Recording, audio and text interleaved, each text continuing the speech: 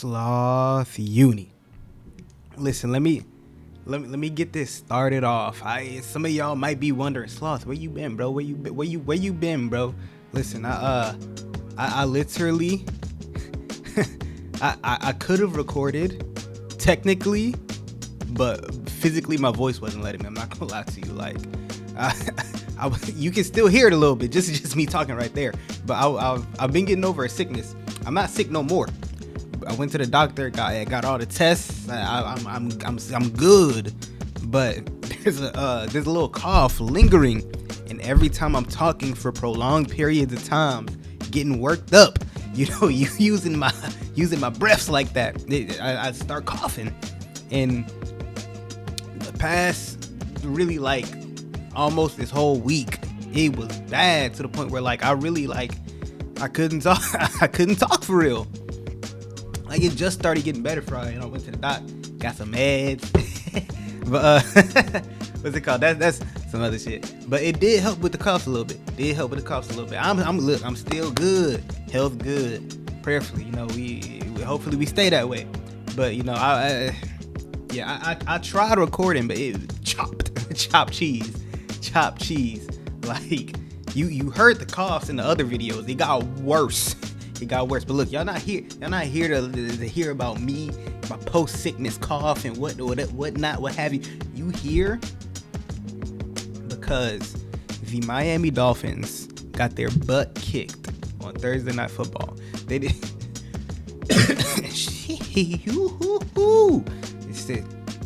But we got the agua right here. It's gonna save our souls. But what's it called? The Miami Dolphins, they didn't get their butts absolutely kicked. They showed up. This was probably the best game that we've seen them play all season, 100%. But the Bills were I'm not gonna lie. The amount of, I don't even want to call it luck. Some of it's been luck. Some of it's just been like stuff's just been going their way. It looks like it could literally be the Buffalo Bills' year. And between the balls been bouncing their ways on touchdowns, the roughing the punter, it's just they're getting the luck, and they're making the plays when they need to. Like, look at the game sealing interception on Tua. Like, the defensive lineman created pressure immediately, and it allowed the linebacker to be correct on his jumping of the route on that interception on Tua. Because we're starting off with this because like it's been a topic of discussion on social media between on Twitter, or X as some of you all may call it. I'm gonna keep it with Twitter, but with Emmanuel Acho and Kurt Warner, and going back and forth. Daniel Lofsky been going in there a lot. Lots of people have been breaking down this one play. My 2 cents on it, I feel like Tua made the correct read, because you can say staring down the receiver. It's not staring down the receiver. He's like Kurt Warner said, he's reading the defense. Defender can make one of two moves. He can go into the flat to go to Achane, or he can stay in the hitch and stick with Waddle. The defender went over to the flat to go with Achane. Our right guard got beat and literally off the snap. So Tua has to go to his hot, which will either be Achane or Waddle. He don't got time to read anything else, because there is a defender in his face. He had the timing right for Waddle. Waddle was open because the defender went to go to Achane, so he made the throw. Tua's made a lot of boneheaded plays this year. That wasn't one of them.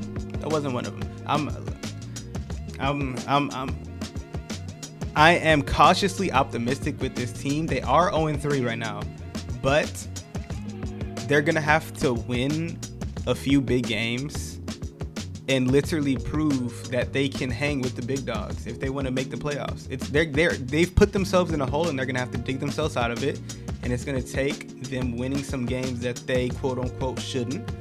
But I think that if the offense played like how they did today, they get their right side of the offensive line back healthy, the defense continues to gel, I think they could actually I think they could actually make a run in the second half of the season. Their next 4 games aren't too hard, but the opening part of their schedule wasn't supposed to be too hard. But it's a long season, so we'll see. A lot of people have the Dolphins finishing 8-9, 6-10, what have you. I personally have them finishing 9-8, but I think that they can finish 10-7 if they actually, get their heads out of their butts and just lock in. They did that this game, but they still had a few mental errors. They're not playing championship level football.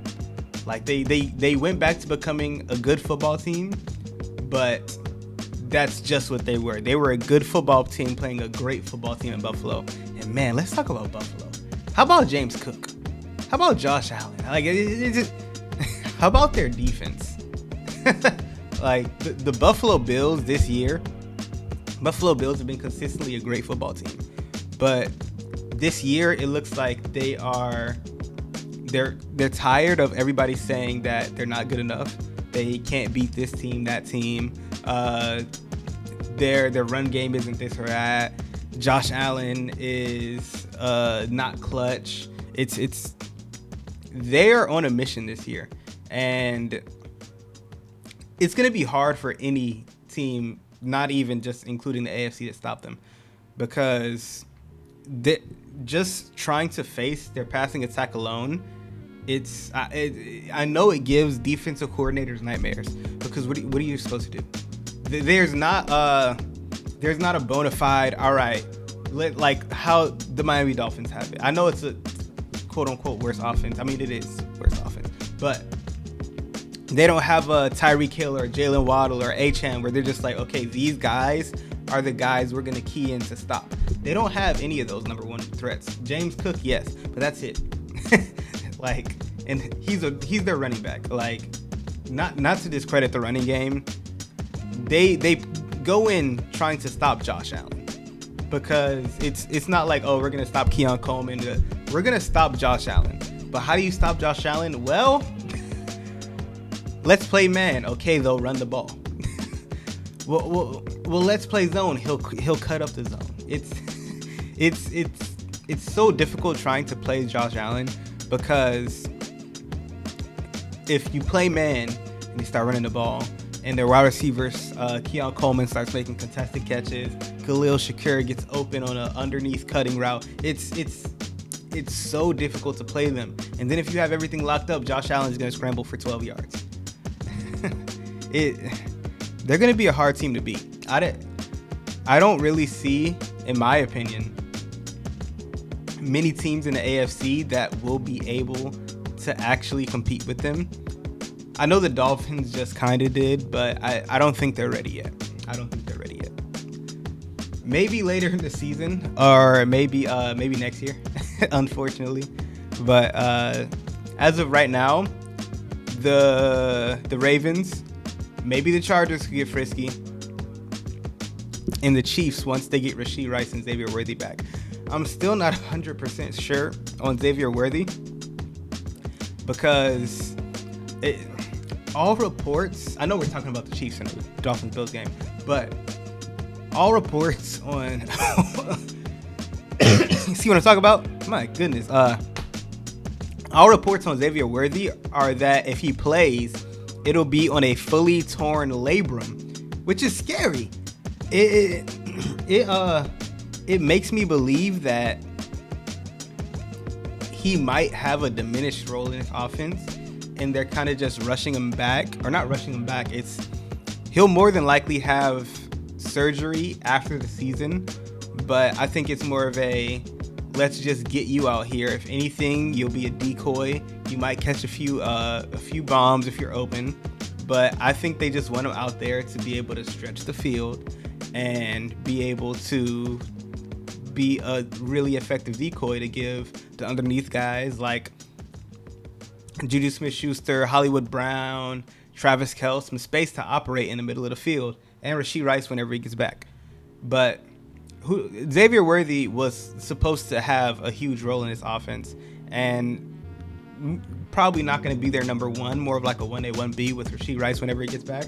But he could return to being that in the offense, but it's the whole thing is fishy to me. Either the reports that him having a fully torn labrum are untrue and it's just partially torn and he just has to heal from it because he is wearing a brace. But if you have a fully torn if you have a fully torn labrum and you're going out to play wide receiver, the angles and the catches that your shoulder is, it's hard for me to imagine him going out to play with a fully torn labrum. If anything, I think it's partially torn, but if it is fully torn, it might just be if it gets worse, you can end your season. But as of right now, we might just use you as a decoy. He can go out there and run routes all day. But if it is fully torn and they're having him play the season, that's beyond me. There's playing through injury, and then there's playing through a season-ending injury, because a torn labrum is 1,000% a season-ending injury. But his season isn't over. Something isn't adding up to me. So I think either the reports that he has a fully torn labrum are untrue, and that he does and just has a partially torn labrum, or and if it is fully torn, they're just gonna have him run it as a decoy, or maybe he's just a freaking dog and he'll just have a fully torn labrum and ball out. Who knows? Maybe I just don't know anything. Back to the Bills. Somebody asked me my Super Bowl prediction, and early I Bills Packers. I could see AFC Championship game, Chargers Bills, but I think it'll be tough for the Chiefs to get back in if they don't do anything about their run game, because between Pacheco and Kareem Hunt, it's not looking too great. I feel like they either have to give one guy the majority shareholder over the two, or just ride the hot hand, because what they're doing right now is it's kind of messing up the flow of their running back core. So one guy can't really get hot, and whenever he does start get going, the next guy is just in. So it's in my opinion, I think that the Chiefs need to fix their run game first and foremost before they start doing anything. But I think the Chiefs will be okay. They are off to a slow start. They're 0-2, but they're the Kansas City Chiefs. We've seen teams like this come around and come back and reestablish themselves. It's a long season. That's why I say I think the Miami Dolphins will be fine. Especially with the Dolphins, it's tough, especially since they're 0-3. It's tough to say that they can actually come back and be a serviceable football team. But one, this team has too much talent. Two, they got rid of a lot of their pieces on defense. So the defense is my main concern. I think from what I saw with the offense, I'm not 100% concerned with the offense. I like what I saw from the team as a whole, but the defense is my main concern. So if you're giving up 30 points a game on defense, it's you're not going to win too many football games at all. I don't care how good your offense is. You're not going to. They're giving up 30 points a game. So I think the defense is the biggest component in will they be able to right this ship. The defense had a few key stops in Buffalo. The offense just couldn't get it done. In my opinion, once they had that roughing the punter, that was game over. Because they were gonna be able to put this game on their backs and flip the script against Buffalo and go up on Buffalo.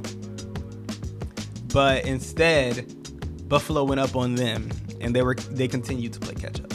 Which you can't do that, especially when you're the inferior team. You can't do that in the fourth quarter, especially against Josh Allen, and especially when you have struggled against this team so much in the past. It seems like Sean McDermott has Mike McDaniel's number. And the Dolphins, from what I saw, I saw a team that showed grit. I saw a team that wanted to go out and show that they are better than what their record says. And I do think they're better than what their record says. So I'm not overly worried about the Dolphins. It is tough to say, and I've been getting funny looks all the time. Every time I say it, I think the Miami Dolphins can still make the playoffs at 0-3. They say I'm a homer. They say I'm delusional. They say you're just a fan. Well, we'll see, man. At the end of the day, I still believe, and trust me, I've seen a lot with this team, man. Good, bad, ugly, and this isn't a Miami Dolphins team that I think has any quit in them. And that's the main thing. My biggest worry after week 1 with the Miami Dolphins team was, did they give up on the head coach? Because it looked like they came out like they didn't want to play. It looked like they came out sloppy. I don't even want to say lazy, but almost lazy, because I know they're not lazy, but that's how they looked on the field. They looked unenergetic. They weren't playing as a team. Lots of mistakes. No communication. Week 2, they looked a bit better. Week 2, but they still were struggling. It was still just it wasn't clicking. Week 3, they looked good. Week 3, but they still made too many mental errors. Now I think week 4, I think they're about to do some bad things to the Jets, because the way they lost this game against the Buffalo Bills, they wanted to win so bad. They came out. This beautifully called game by Mike McDaniels. You can say you disagree with whatever. This was a beautifully called game by Mike McDaniels. And he led this team. He got the team ready to look in the face of the Buffalo Bills, who have owned you for who knows how long, on a short week, and say, we are going to stand toe-to-toe. From what I saw with the team, I think that the Miami Dolphins can still make the playoffs. I don't think they're done. And I don't think Mike McDaniels should get fired. I think they should stick with Tua. Let the season play out. If they finish with the losing record, if anything, I would probably draft a QB, have Tua battle it out. But I would stick with Mike McDaniel, man. From what I've seen,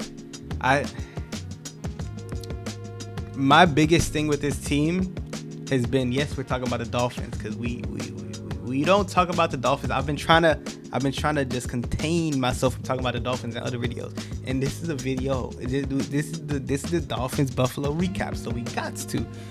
But I've wanted this team to draft an actual bona fide tight end for so long. I wanted Brock Bowers. Tyler Warren was a dog. I would have taken him. And in my opinion, you can't. The biggest flaw with this team was that they were trying to run their offense through 2 5'10" small wide receivers. And you can't be a physical team when you're running through 2 small wide receivers who can get jammed at the line. You saw that with the Chiefs game in the playoffs. All they did was play press man, get them off their routes, mess up the timing. So what do you do to combat that? You grab a physical tight end who can destroy the middle of the field, eat up coverage, and it's going to be hard to guard in man coverage, going to make those difficult contested catches. We don't have anybody who can do that. But now that we've got Ollie Gordon, love the pickup. You can match Ollie Gordon and Devon Achane, run the offense through them and Tua, and now you can have a dangerous offense. Hopefully Darren Waller will be able to be something, because if he is, it'll be great for this year, because then you can run your offense with him at the tight end. Even though he's not a true inline tight end, he can be a good slot tight end. So yeah. Yeah. That's just the tip of the iceberg to what's been going on, man. But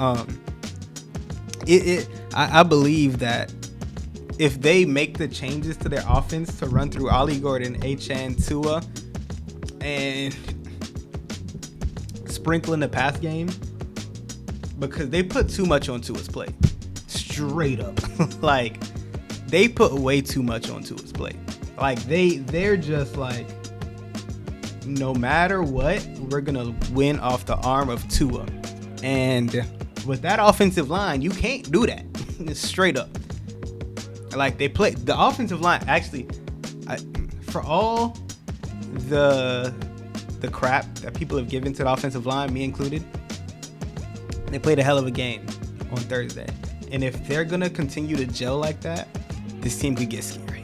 This team could. I'm still in it, baby. We're still in it. I'm all in. Listen, we'll see you again, Buffalo. That's all we got for today. Stay safe. Spread love. Like, comment, subscribe.